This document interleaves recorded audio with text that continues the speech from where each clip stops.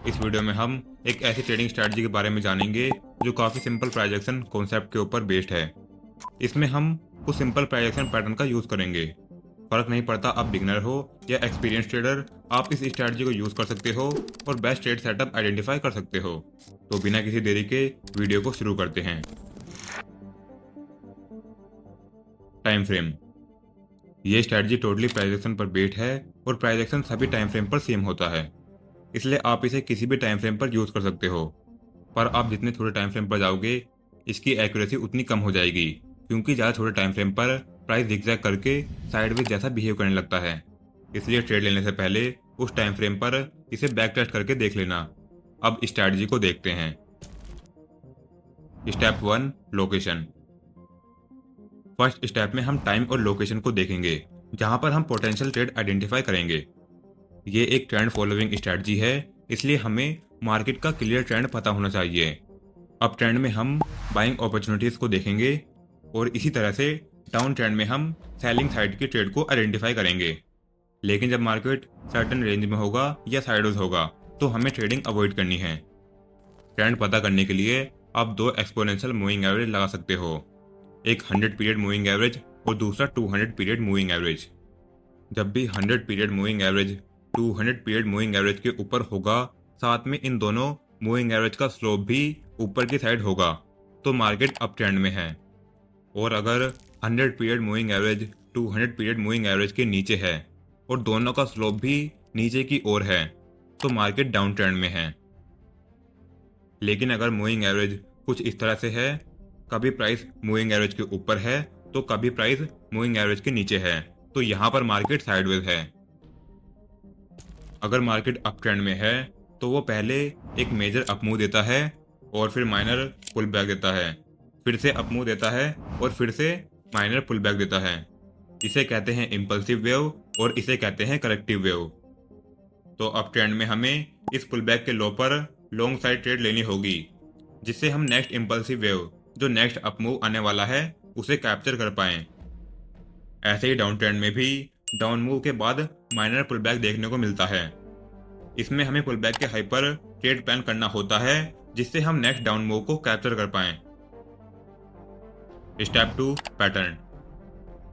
अब इन impulsive wave को capture करने के लिए हम पैटर्न्स का यूज करेंगे, पर हम किसी भी पुल बैक पर डायरेक्ट ट्रेड नहीं कर सकते।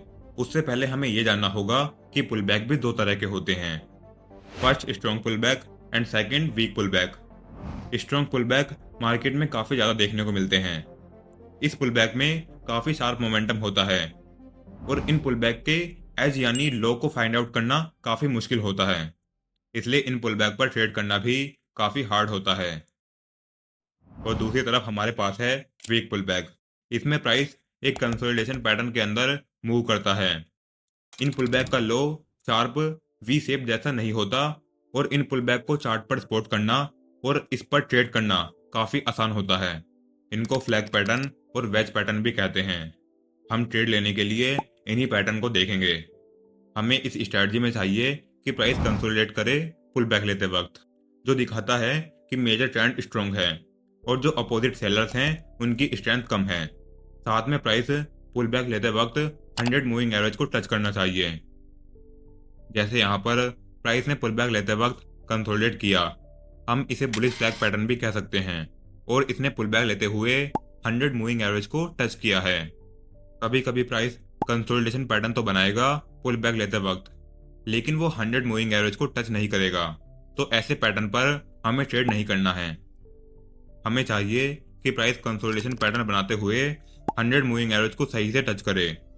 जब हम कंसोलिडेशन पैटर्न को आइडेंटिफाई कर लेंगे तो हमें पैटर्न के हाई को टच करते हुए एक लाइन ड्रॉ करनी है, इसे कहेंगे अपर बाउंड्री। ऐसे ही हमें पैटर्न के लो को टच करते हुए एक और लाइन ड्रॉ करनी है, इसे कहेंगे लोअर बाउंड्री। अब इन लाइन को ड्रॉ करने के बाद हमें वेट करना है एंट्री ट्रिगर का। अगर आपको अभी तक ये वीडियो अच्छी लग रही हो तो वीडियो को लाइक कर देना और चैनल को सब्सक्राइब कर लेना। Step 3, entry. अप ट्रेंड में जैसे ही कोई स्ट्रॉन्ग ग्रीन कैंडल पैटर्न की अपर बाउंड्री को ब्रेक करेगी तो ये बाइंग एंट्री का ट्रिगर होगा। ऐसे ही डाउन ट्रेंड में big red candle lower boundary को ब्रेक करेगी तो ये सेलिंग एंट्री का ट्रिगर होगा। अब ये कंसोलिडेशन पैटर्न कई तरह से बन सकता है, तो इन सबको एग्जांपल से समझते हैं। साथ में मैं आपको स्टॉप लॉस और टारगेट का भी बता दूंगा। देखो यहाँ पर मार्केट का क्लियर ट्रेंड डाउन ट्रेंड है, तो यहाँ पर हमें सेलिंग अपॉर्चुनिटी आइडेंटिफाई करनी होगी।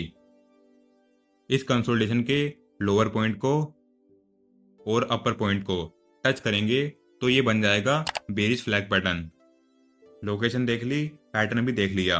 अब एंट्री के लिए ये पैटर्न 100 मूविंग एवरेज को टच करना चाहिए, और जैसे ही कोई कैंडल नीचे वाली लाइन को ब्रेक करेगी तो उस कैंडल पर हम सेल ट्रेड ले सकते हैं। स्टॉप लॉस जिस कैंडल ने ब्रेक किया है उसके ऊपर होना चाहिए, लेकिन यहाँ पर उसके थोड़े ऊपर 100 मूविंग एवरेज है और थोड़ी सी और ऊपर रीसेंट हाई है, तो हम स्टॉप लॉस इस कैंडल के ऊपर लगा सकते हैं या डबल सिक्योरिटी के लिए रीसेंट हाई के ऊपर लगा सकते हैं। इससे हमारा स्टॉप लॉस ज़्यादा सिक्योर हो जाएगा। और टारगेट लेंगे 1x2, मतलब स्टॉप लॉस का डबल। टारगेट सेट करते वक्त आपको अपना कॉमन सेंस यूज करना होगा। अगर इस टारगेट से पहले ही बीच में कोई सपोर्ट आ रहा होता तो हम टारगेट 1x2 नहीं लेते, बल्कि उस सपोर्ट तक का लेते। ये आपको खुद देखना होगा कि टारगेट के बीच में कोई सपोर्ट या रेजिस्टेंस आ रहा है या नहीं। और यहाँ पर मार्केट करेक्ट टारगेट से ही रिवर्स हुआ है। और अगर हम थोड़ा सा और आगे जाएंगे तो यहाँ पर भी यही स्ट्रेटजी हमें एंट्री दे रही है। स्टेप 1 लोकेशन, हमें पहले से ही पता है मार्केट डाउन ट्रेंड में है। स्टेप 2 पुल बैक लेते वक्त प्राइस को कंसोलिडेट करके पैटर्न बनाना चाहिए, तो हम इन लो को मार्क करेंगे और ऊपर वाले पॉइंट को टच करते हुए यहाँ पर एक लाइन ड्रॉ करेंगे। तो यहाँ पर पैटर्न बनेगा जो 100 मूविंग एवरेज को भी टच कर रहा है।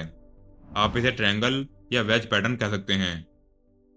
स्टेप 3 एंट्री, जैसे ये कैंडल इस लाइन को ब्रेक करेगी तो इसी कैंडल पर हम एंट्री ले सकते हैं। स्टॉप लॉस इन कैंडल के ऊपर लगाएंगे।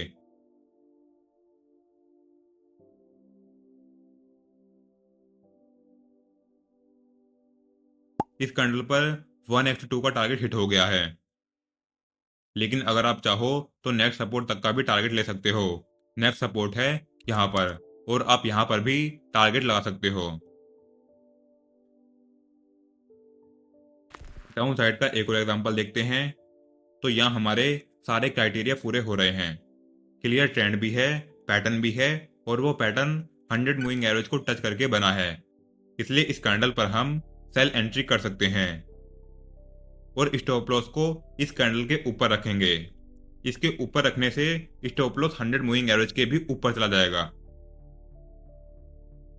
मिनिमम टारगेट रखना होगा 1x2। तो गैप डाउन होते ही इस कैंडल ने हमारा टारगेट हिट कर दिया। इसके बाद प्राइस और भी नीचे गया है।